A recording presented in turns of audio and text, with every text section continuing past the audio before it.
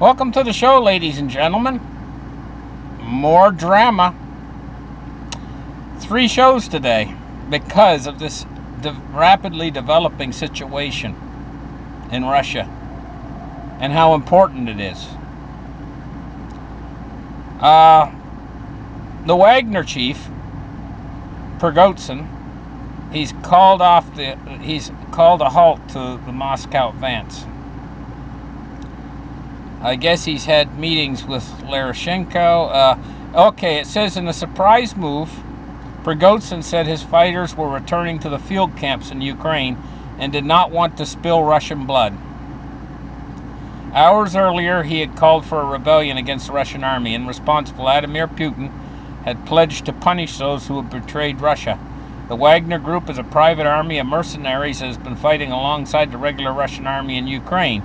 Tensions have been growing between them over how the war had been fought, with Prigozhin launching vocal criticisms of Russia's military leadership in recent months. The agreement is to dramatically de-escalate the situation. It came after Lukashenko held talks with Prigozhin, according to Russian TV channel Rosneft 24. Earlier, the Wagner Group had said it had taken the Russian city of Rosnov and seized military facilities in Voronezh.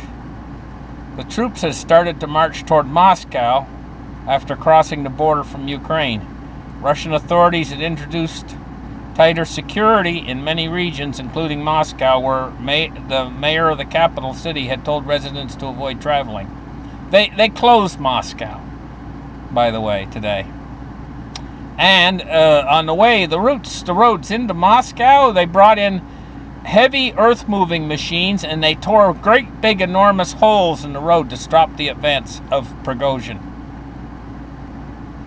And those holes still be there in the road. They tore the roads up leading into Moscow.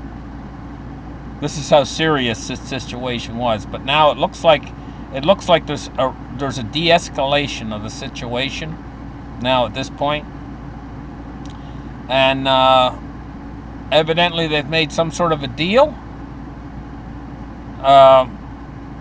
where Prigozhin's amnesty, I guess, for troop amnesty or something, some sort of a deal they've had here, and they've halted the Moscow advance, according to this BBC News article. But I also have it from other news sources. The same story they're carrying here and other news sources. Wagner chief says he ordered his Russian mercenaries to halt the march on Moscow and return to Ukraine.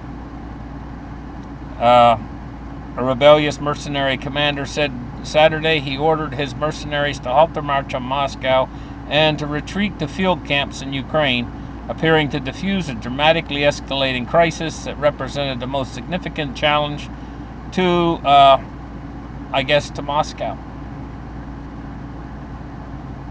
So, there you have it. It's been a wild ride over the last 24 hours or so since this situation came to light. About 24 hours ago is when I first heard about this situation. And of course, you guys know I like to keep you guys up and keep you informed when we have a breaking story that could have massive repercussions. This was a big story. It was a fast-moving story. And perhaps it's not over. We just don't know what the extenuating circumstances it'll be later from this event that's just happened. But